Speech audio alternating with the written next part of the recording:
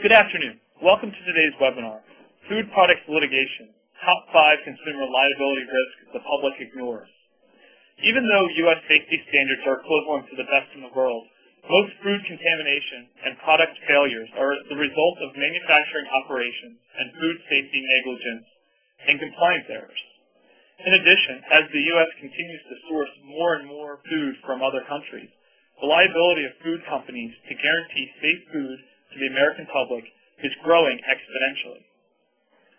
During today's program, the presenter will cover the following topics: locally grown phenomenon, feel-good marketing ignores basic business risk, analysis of Jensen Melons case in Colorado, third-party auditors, a toothless cottage industry, naturally and organically grown food products, feel-good marketing ignores business risk, why not to market food safety, and organic farmers or growers lack safety training. The food truck phenomenon. Great tasting food is not always safe food. What municipalities are doing and not doing.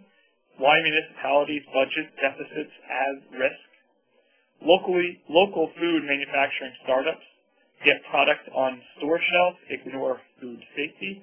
Entrepreneurs without food safety awareness. And common neighborhood grocery store practice. And finally, the presenter will cover hidden food safety audit programs, contract labor for retail, grocery, and convenience. The presenter for today's program is Dr. Darrel Suderman. Dr. Suderman is the president of Food Technical Consulting and has worked for food manufacturing and leading restaurant chains for over 20 years. Darrel has served as an expert witness consultant 7 years for both the plaintiff and defense attorneys throughout the United States. Dr. Suderman received his BS and MS degrees in agricultural education and his PhD in food science from Kansas State University. He holds 2 U.S. patents, has co-authored a food processing book, and has written over 40 peer-reviewed and trade magazine articles and white papers. He has worked in research and development, quality assurance, and food safety for many of the leading restaurant chains, including, but not limited to, KFC, Boston Market, Church's Chicken, Quiznos, Captain D's, Chick-fil-A, Arby's, and Wendy's International. In addition, Dr. Suderman co-founded the Business IQ, LLC, as a business intelligence IT consulting company, which has been accepted as an official partner of SAP Software Company. A few of his clients have included Foster Farms, Jennie-O Turkey Store, Golden Pump Poultry, Johnsonville Sausage, E&J Gallo Winery, Tyson's Food, Organic Valley, and Organic Valley. During today's presentation, we will take 2 question and answer breaks.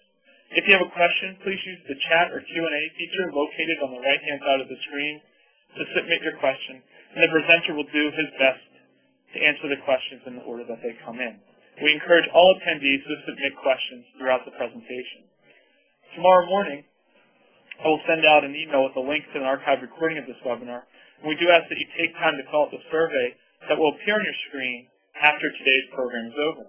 I now invite you to sit back, relax, and enjoy. I'm going to turn the presentation over to our distinguished panelist today, Dr. Darrel Suderman. Darrel, it's all yours. Thank you very much. I look forward to talking with you today and sharing with you some of my experiences throughout my career, and hopefully it'll be of some benefit to you. Certainly, if you have any questions, we'll have a couple question breaks, and you can always email questions in, and be glad to provide you with a little bit further detail on them.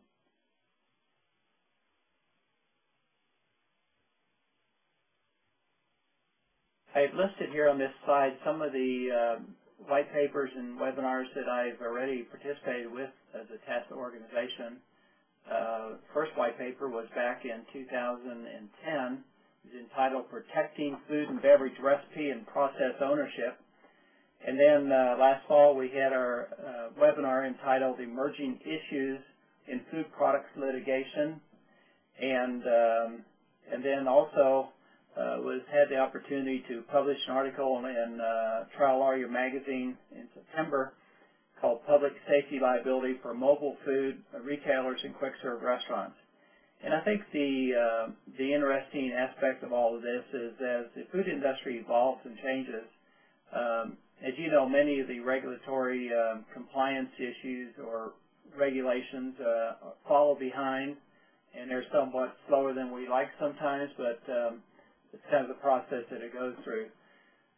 Another slide giving you some of my case experience. I've worked on patent and trade secret infringement cases, personal injury from food, retail, grocery, slip and fall, food company defamation, foreign object contamination, foreign allergen adulteration, and was project director for a $5 million food recall at a restaurant chain that I worked on previously.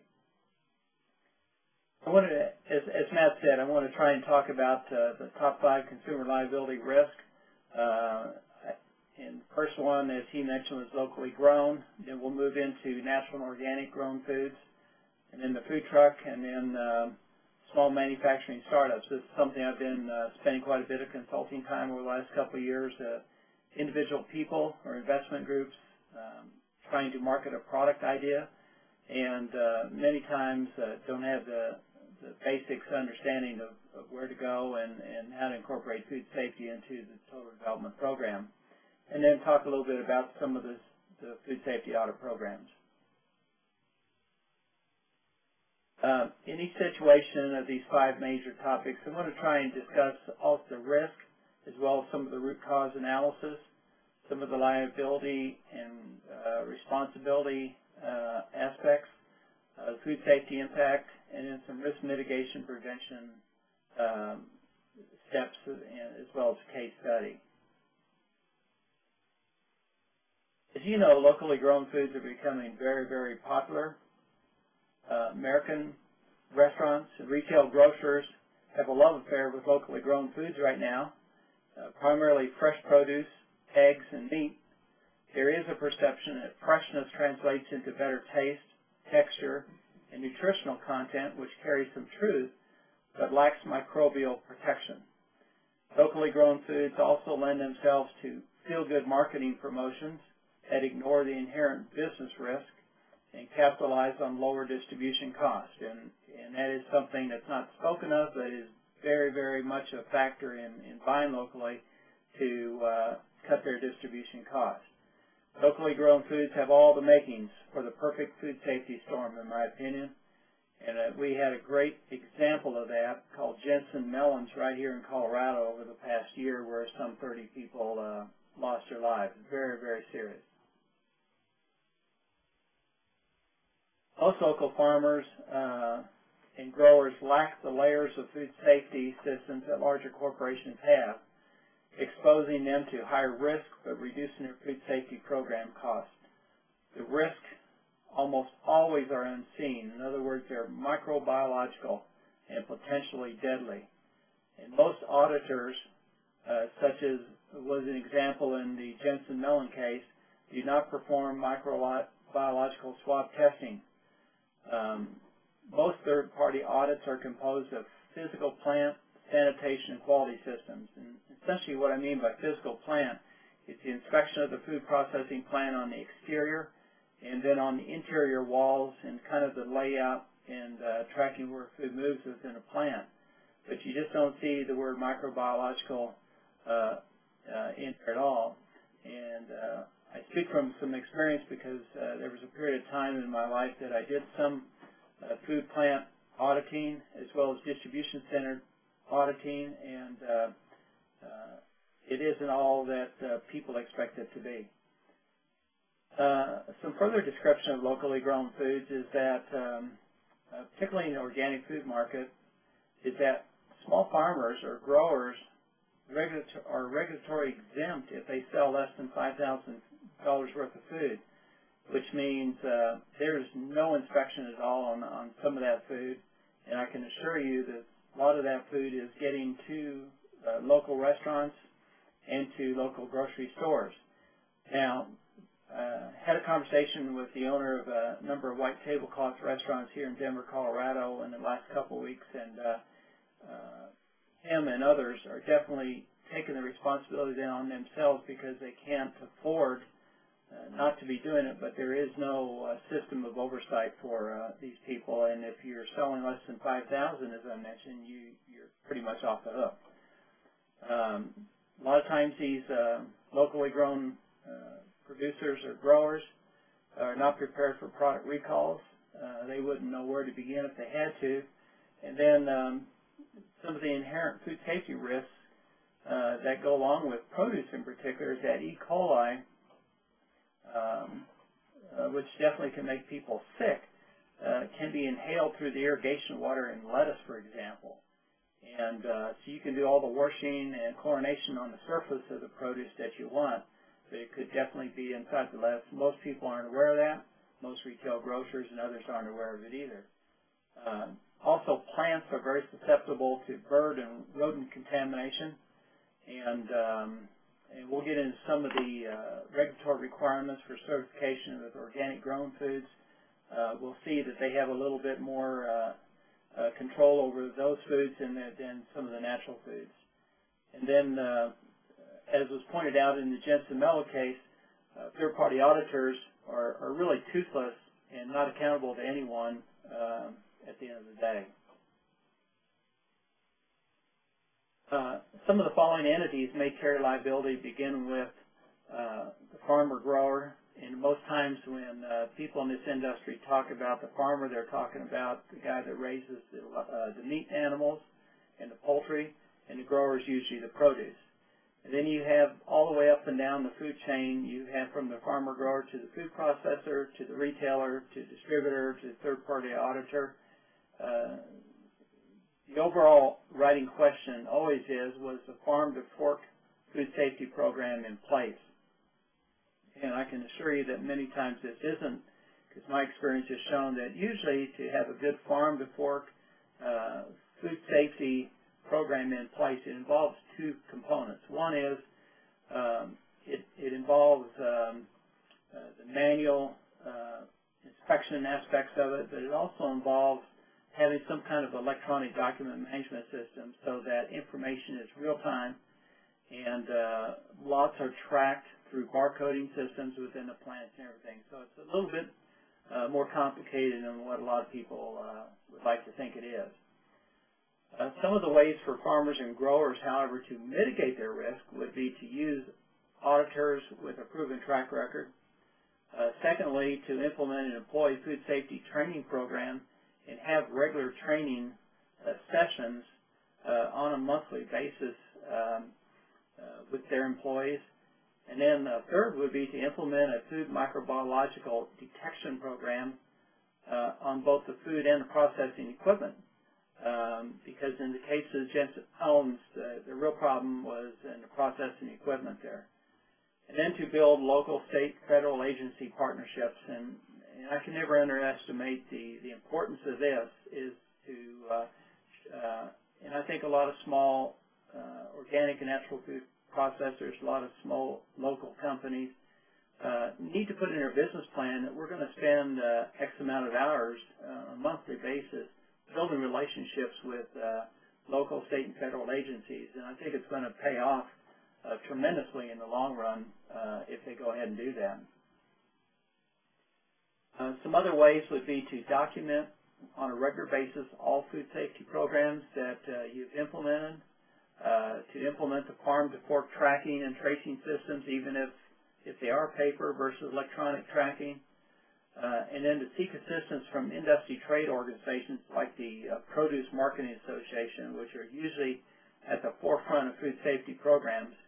And it could be other programs too, such as the Food Marketing Institute, the retail grocers, manufacturers. I mean, all these organizations are out there taking the lead and building those relationships with the federal government. So it's important to have some contact and have a regular dialogue with these people. When it comes through the third-party auditor role, I've always called it a cottage industry without any umbrella governing body. I would hate to guess at how many of these food auditors there are in the United States. I'd guess that maybe there's 1,000. They're even hired by retailers and restaurants to audit suppliers and distribution companies like Cisco and Marriott, while some auditors work for a parent restaurant chain. So they come into the food supply chain at a couple different points, and auditors are paid as direct hires, or they can be pay is charged back to the supplier and included in the cost of goods. There's a couple ways that they can do that. Auditor training is not standardized. Some are very inexperienced. Others are very qualified. And some audit firms are more credible than others. And I gave a couple examples here as kind of the two premier organizations, Interstiliker and the American Institute of Baking. While most audits are physical site locations, sanitation, quality, microbiological audits, as I mentioned before, are usually not a part of that. What about the international auditor role? There's some important changes going on the international basis that is having a direct impact on what's going on here in the United States. The international food safety standards and sanctioning bodies are constantly changing. The trend has evolved from a number of years ago when the supplier conducted its own self-audits. Then we transitioned to consumer audits, then the contract audits, then the HACCP programs. And I would say in the last 5 years, there's been a big exposure to what they call the Global Food Safety Initiative, or GFSI. And many of the larger food companies in the United States are very much aware of this. What this was an international effort by many of the top retail grocers and food manufacturers to consolidate the different inspection criteria and content so that there would be fewer auditing regulatory programs, and they would be accepted on an international basis. But just within the last year or so, even those have transitioned to what they call an FSSC 22000, and there's just very few companies now. American Institute of Baking is one that will do that kind of auditing. So the international seems to be a lot further ahead on this than what the U.S., but the U.S. is very much involved in that also. As I mentioned before, the case study on locally grown would definitely be Jensen Farms. The causative agent was Listeria monocytogenes. It's a food pathogen which led to 30 deaths and 1 miscarriage. Some of the Jensen Farms congressional findings, some of this is real and some, in my opinion, is a little bit political, but nonetheless, they identified the audits were not based on industry best practices. The auditors missed or failed to prioritize important food safety deficiencies. The auditors lacked any regulatory authority and did not report identified problems to local, state, and federal authorities. And that's a statement that's well written, but at the same time, it has never been the role of auditors to do that. And to my best of my knowledge, there's no state or federal requirements that they do that. But nonetheless, it's an important point. And then the government listed auditors had multiple conflicts of interest. We don't know what those are. It might have been as simple thing as having lunch together. And the auditors did not ensure identified problems were resolved, or a lot of times in this what we'll call a corrective action schedule. And that is important. That should have been in place. But you can see a lot of fingers pointing to the auditors here from the government. The next topic I want to move into is natural and organic foods, and I've been blessed over the last couple of years to do a lot of consulting for the largest organic food company in the United States, and it's been a tremendous learning opportunity for me. So I thought I'd throw a little bit of section in here on this. The first I want to talk about is not necessarily organic, but it's relative to it. It's what we call natural foods. And as required by the USDA, meat, poultry, and egg products labeled as natural must be minimally processed and contain no artificial ingredients. However, the natural label does not include any standards regarding farm practices and only applies to processing of meat and egg products. It's important to note there are no standards or regulations for the labeling of natural food products if they do not contain meat or eggs. So there is very little oversight on natural foods compared to organic, and I wanted to make sure everyone had a grasp of that. Natural organic foods are usually grown locally, so they carry forward some of the same consumer safety risks previously discussed this afternoon as it goes with locally grown products, with some of the major differences. The USDA does govern the organic food industry in the United States.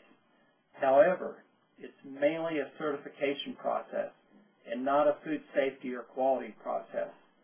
There are fewer sanctioned certification bodies in organic than some of the normal food processing, and Oregon Tilt is one of the largest, and it is a nonprofit organization.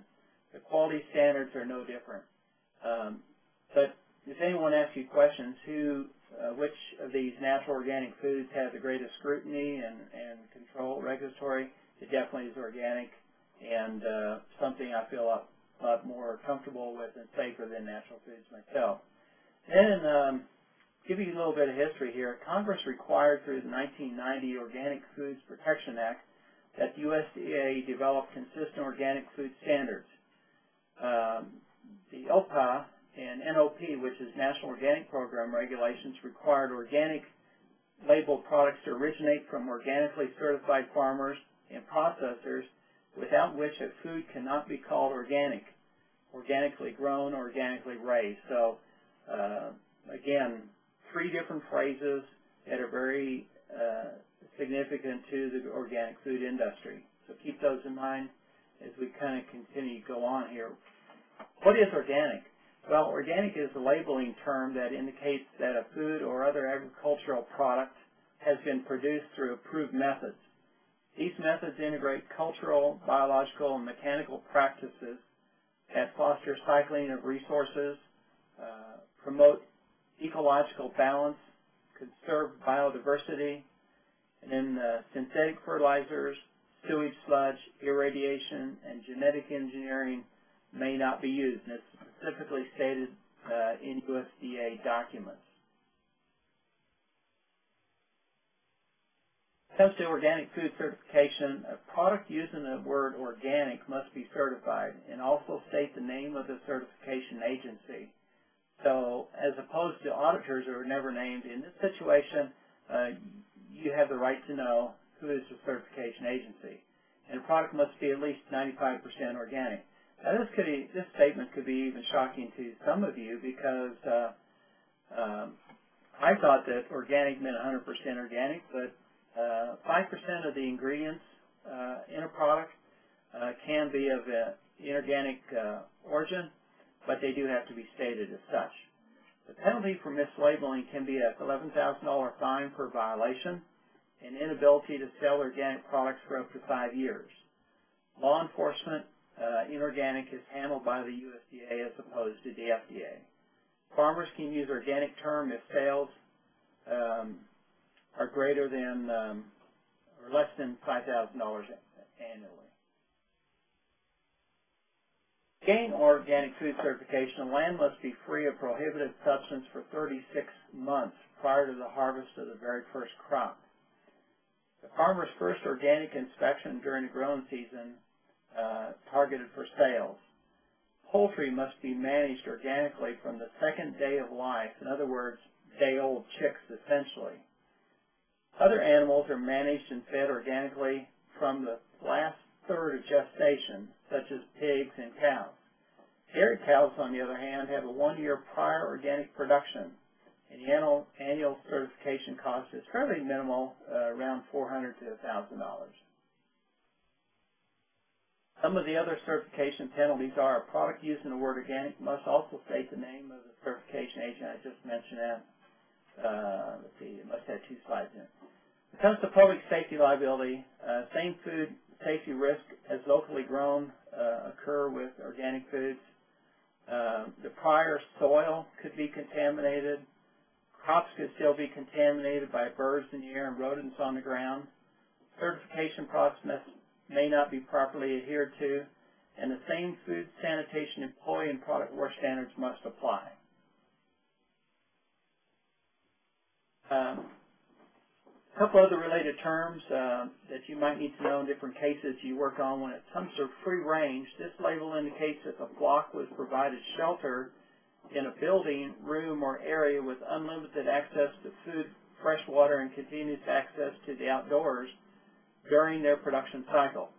The outdoor area may or may not be fenced and or covered with netting-like material.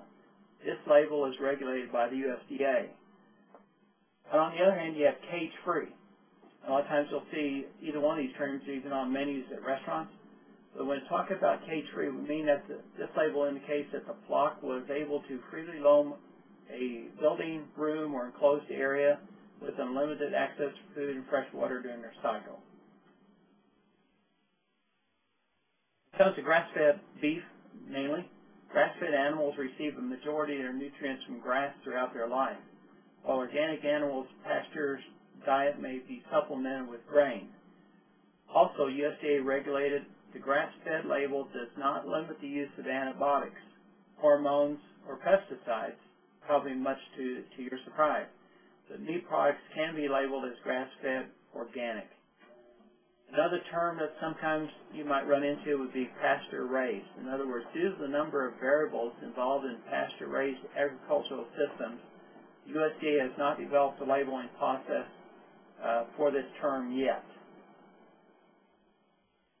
I want to mention a little bit about humane treatment of animals and how that impacts the local food supply. There are multiple labeling programs that make claims that animals are treated humanely during the production cycle, but the verification of these claims varies widely. These labeling programs are not regulated. If you ever want to know who is the leader, Colorado State is the leader, and one of their faculty members, Dr. Temple Graydon, has been the national leader almost internationally and worked for many, many companies and restaurant chains. Had the opportunity to meet with her, to speak with her. She's a real dynamite lady. Just one of the things that she's been working on also is what they call low atmosphere stunning of poultry animals, and one of the processors in the United States is being more humane, and hopefully we'll be hearing a little bit more about that. We're going to take time now to ask some questions and get any feedback. So Matt, I'll turn it back over to you. Okay, great. Thank you so much, Darrel.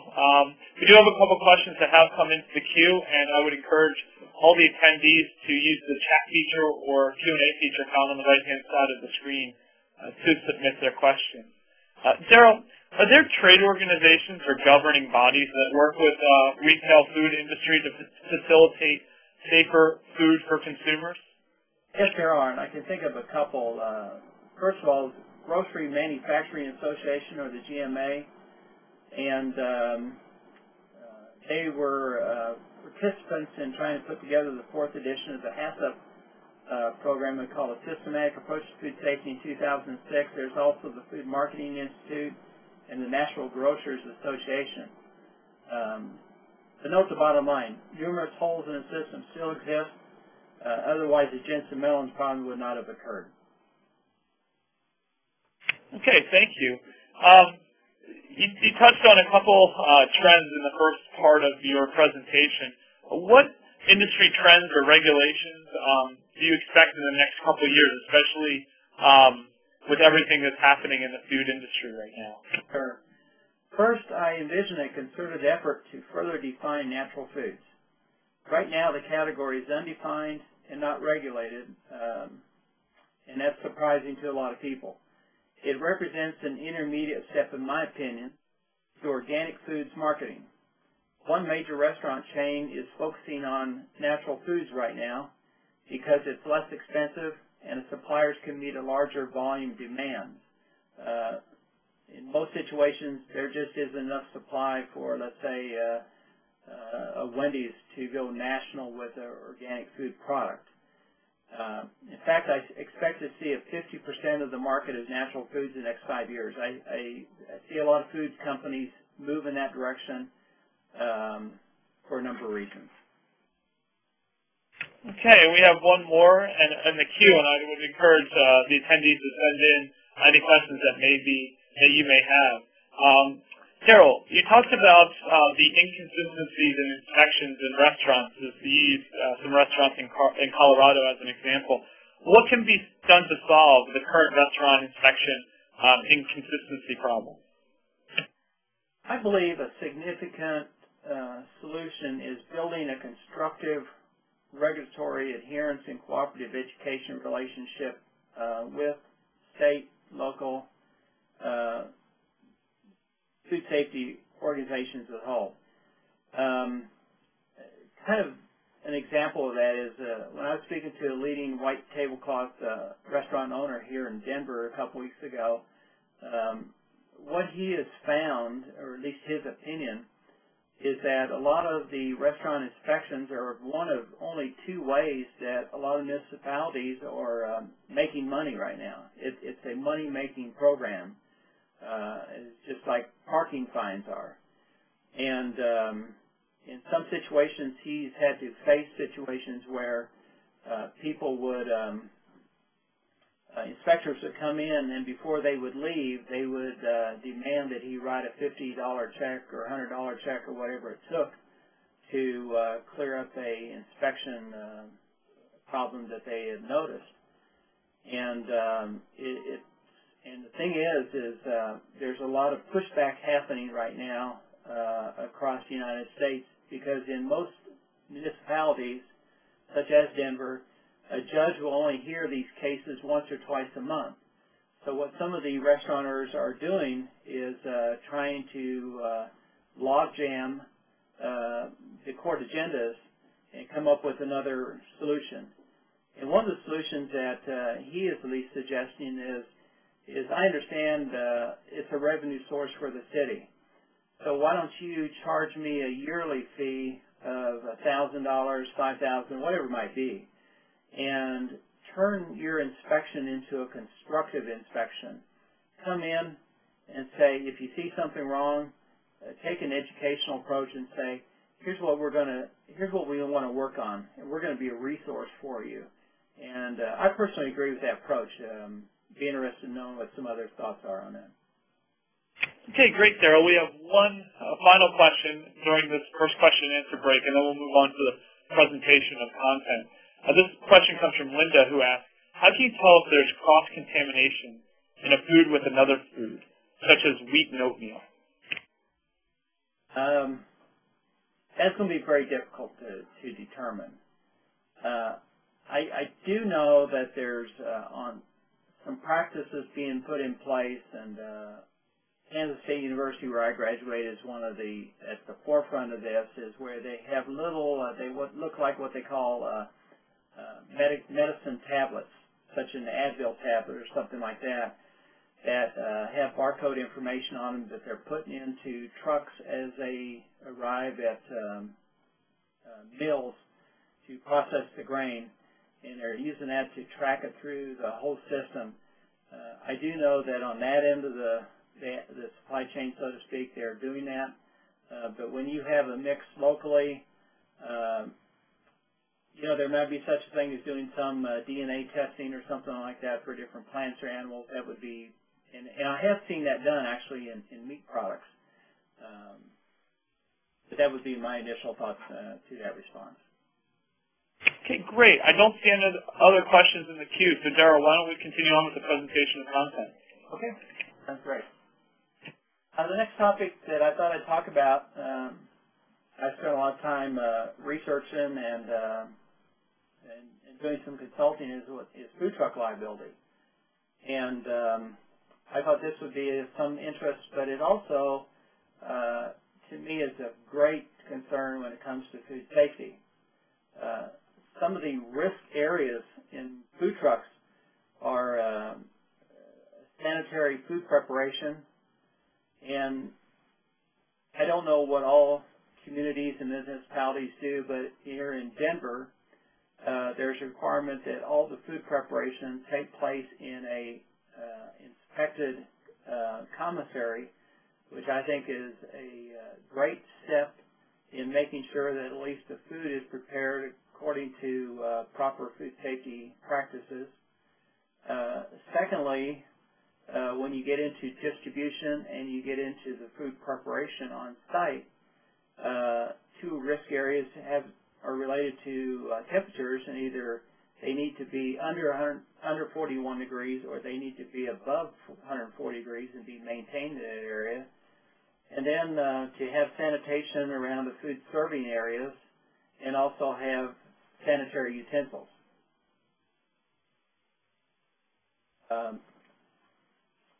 When it comes to the inspection process, I'll probably mention again later, but I have accumulated some of this information from talking to the state of Colorado and the city of Denver, and found out that also online with the San Diego municipality, the inspection process usually covers these areas by the state and local inspectors. One would be the truck construction itself. One would be to monitor and the water supply and the wastewater disposal of a food truck as it's parked and serving food. And the other would be the safe food storage and smallware storage. By that I mean the plates, the plastic forks and everything like that, the equipment construction, sanitation practices, and also take a hard look at the HACCP plan that's required by every food truck to have, as well as every commissary. When it comes to commissary inspection, you have both the selection process, you have a HACCP plan, you have the food safety program and sanitation program. All of these plans need to be in place at a commissary. And, essentially what commissaries become in a lot of ways are third-party contract manufacturers. And I don't think that all cities actually require food prepared in a commissary, and that raises a lot of additional food risk issues and concerns on my part. Some of the major risk factors,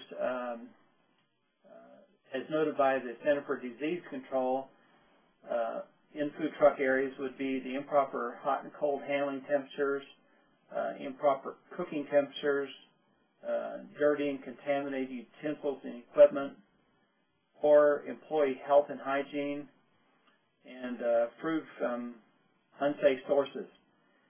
And, it's something to keep in mind is that there's a lot of buzz about food trucks, but they're under a lot of pressure to keep their food and labor costs down. No one survives running a deficit. And there's probably a lot of these trucks that at best would be glad to do something like $30,000 to $60,000 in sales over a year. Certainly $10,000 a week would be something a lot of them would look forward to having, but it just doesn't always happen. And so when it doesn't happen, you can be assured they're cutting back on different things. I've listed here kind of one of the website pages for the County of San Diego, and just so that reinforce the point that I made earlier, that a lot of the food safety for food trucks and the sanitation programs are based on what goes on in the county and the city of San Diego. Here I list some of the forms and applications that can be downloaded for reading and your educational component. Some of these listed are the Mobile Food Toilet Facilities Letter, the Mobile Food Commissary Headquarters Letter of Agreement, Mobile Food Facility Operational Procedures, and quite a few others there that you can look at and look at that website yourself. This here is another certification page for the operation procedure of mobile food facilities in the County of San Diego. The San Diego Food Truck Permitting is a yearly recertification program. The sanitation laws are governed by the California Retail Code. Some of the general requirements by San Diego are the food trucks operate in conjunction with commissary or approved retail restaurant. In other words, a retail restaurant would be the food preparation area. They also must operate with a restroom that is within 200 feet of local retail site. The process a valid food handler card or valid food safety manager certification when asked. A single-use soap and towel in dispenser, and cold and hot running water at a minimum of 100 degrees Fahrenheit. Some other general requirements are occupancy clearance placard, a certification of inspection that needs to be shown, and a zoning restriction compliance. In other words, you need to be within the zoning areas that they've designated for food trucks. Another area that I wanted to talk about is local food manufacturing risk, and I've shown pictures here of a small company, and I'm using this only as a story because they've been a tremendous success story. It's called Love Grown, and you can Google them to find a little bit about. They're based here in the Boulder, Colorado area. They're very active, as I am, in an organization in Boulder, Colorado called Naturally Boulder. It is probably the largest natural and organic food society in the United States, possibly the world. And but what it does is Love Grown represents the dreams of many other people who would like to take an idea they've had, an old family recipe been passed down through generations, and develop and market their product commercially on a regional and on a national basis. And that is something that I get involved a lot. And but what I found is some of the more common startup risk are represented by a drive to get products in stores and forget about the food safety regulations and cautions. Many times people ignore food safety, not intentionally. Other times they don't spend the money on food safety or quality consulting. It doesn't even become a part of their thought process. It's basically, I have a product, I want to sell it. I want to get someone who can make it. And it's also reflected in entrepreneurs without food safety awareness, and many times they don't even consider about putting a HACCP program together for food, which is required by all food products that are sold to the public. Some of the ways that you can mitigate your risk would be to research local, state, and federal regulations if you're deciding to start a new food company or to market products that you've developed, and it's to hire trained consultants that have experience in food safety, quality, and product development that will point out these things to you. But what is at stake for these small entrepreneurs? Well, one is brand value. It doesn't make any difference how big your company is. When you lose the value of your brand, you've lost your company. The total investment that you put into your company is at stake, and there just isn't any second chances. Most retailers will just give you one opportunity to put your product on their store shelves, and once you get it on, the next worry you have is driving sales. Some case study examples would be food products that are mislabeled by small companies, just not aware of what all the labeling requirements are. Again, I usually recommend that they use the Genesis software that is used by just about 80% of all the major food companies. They fail to consider that allergen equipment cleanup procedures are essential and required. They want to make sure that they have a HACCP plan, and sometimes one of the risks are that they fail to notify USDA inspectors. But believe it or not, I show a little picture down here at the bottom, but food allergens and the misdeclaration of them is one of the most common food recall program or reasons in the United States on just about every month. And here's just some pictures of some new food product startups. You know, Amy's is really big into natural and organic foods, as well as Stonyfield, which is owned by Organic Valley in Wisconsin.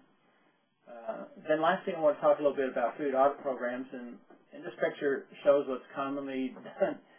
You have a form, you walk through the facility, both inside and outside, to conduct your audit inspection. As I mentioned earlier, some of the behind-the-scenes food audit programs that people don't see, they're hidden just because they don't know about them. And I don't really mean that in a negative way, but they're just not visible to the average customer, is that each restaurant chain has its own audit program. And most restaurant chains will not recognize what other restaurant chain standards are. Convenience stores have their own audit programs, retail, grocery, food club, retail audit programs. So you have all these different segments of the food industry with their own audit programs, and as many different ways of auditing, as many different forms as what there are restaurants in the United States. So it's really a mixed bag and room for a lot of error. The scope of the food audit programs can either be local, they could be state, national, or even international. Why is it a cottage industry, in my opinion? Well, you have anywhere from small to large-sized audit firms. They're self-regulated. There's no governing body that they have to comply with their standards. Grocery chains have different or competing standards than maybe what a fast food chain would have. Most audit programs are not electronic, which is the same, and they provide no recall checks or on a certification program. No standard certification programs exist, and there's a competing international programs, which I reviewed for you earlier. So there's just a lot of food safety programs that just aren't in line. Some of the liabilities responsibility is that there's no government standards of certification or enforcement of audit programs. As I mentioned, self-regulated, and there's no minimum training for certification of auditors. And there's competing brands have competing inspection requirements. So it's a good program, but it has a lot of room to improve. I mentioned some of the international programs. I personally have a lot of confidence in these and would recommend whenever possible to food companies that I consult with that they use these. As I mentioned, everything I've been able to read about the FSSC 22000, it's the best program out there. And you're going to see a lot of what was previously the gold standard, or the GFSI, transition into the FSSC 22000 program. But just to give you some of the examples of some of the GFSI programs that are available internationally right now would be the SQF 1000 program and SQF 2000. And the 1000 program refers to growers or producers of produce and other things, or growers of livestock, covers that aspect of it. And the 2000 program is the state quality food, it's the food itself. Then you have the Dutch HACCP program. You may have heard a lot about the British Retail Consortium. That's pretty common. A lot of food companies like Tyson and others are in compliance with that. And then you have the IFS. So you can pick any one of those 4 or 5 programs. And then in addition to that, they've also developed a global red meat standard and some packaging standards. And I have been working with a local packaging company that manufactures paperboard packaging here in Denver. And they're in the process of gaining compliance for international packaging standards. And just a couple book pictures, symbols of the couple of food safety programs. The case study at Jensen Melons was at Biofood Safety, or private audit company called Biofood Safety, that allegations that led to illness. Primus Labs, which is a very, very well-known laboratory with Global Food Safety Initiative training, benchmarked and fully recognized audit scheme covering both GAP and GMP scopes as well as food safety management systems. The Primus GFS is owned by and managed by Zuli Systems. So you can see a lot of conflicting oversight into what went on at Jensen. In 2020 hindsight or analysis, they were given a high score of 96 out of 100, but 30 people died. They had no chlorine use. They used old potato equipment to try to apparently slice and handle the melons, and they had pools of water. Now, all of these are allegations, and of course, people are presumed guilty until found, or presumed innocent until found guilty. The last slide I have, I mentioned earlier about food safety shields, and I put this together in one of the consulting cases with TASA to show that in this particular situation, a food product that is eaten in a child nutrition program by children at a grade school has a number of different regulatory, what I call food safety shields, in addition to the auditing and everything else we've talked about today. And the yellow ring represents the meatball quality control and HACCP program. The blue represents the child nutrition quality program required by the government. The green represents USDA grader inspection at the food processing facility. And the red is the U.S. inspector in charge at the plant facility too. So a lot of times established programs like the child nutrition program have all these shields of food safety protection in addition to many others such as the food manufacturer and others. I just wanted to share that with you because it's a good way to visualize what's in place. And we talked about a lot of food programs, naturally, organic, and things that don't have all these shields on them, and as a result represent risk areas. So that's all that I have. I hope it's been helpful and useful to you, and I welcome any questions you may have. Excellent. Thanks, Darrel. We do have a couple questions that have come in, and I would encourage all the attendees who have questions to use the chat or Q&A feature found on the right-hand side of the screen to submit the questions to Darrel. Darrel, during the first part of the second section of the presentation, you talked about food truck risk. Of the food truck risks that you mentioned, what's the most common cause of litigation, and how can it be mitigated? Well, in my opinion, the biggest litigation risk is keeping food at the right temperatures. And I'll say that just from personal experience at working in a lot of restaurant chains. And as you notice, I've worked for quite a few. Keeping food either hot, above 140 degrees, or cold, 41 degrees or less, in my opinion, is the hardest thing for a restaurant operator to do. That just is critical. Okay, excellent. During the second section, you also talked about food startups. A similar question, you talked about the risks that they face. What's the most common cause of litigation among the food startups, and how would you recommend that they mitigate that risk? Well, I think one of the more obvious ones is that many of these products, these companies, they find a local third-party contractor to make their products, but they fail to put together a HACCP food safety program to guide their own activities, plus to monitor the food safety of the product through the manufacturing steps. And they're just not aware, they're not educated, and that to me, and just failing to have that program in place, which again, most HACCP programs are temperature based.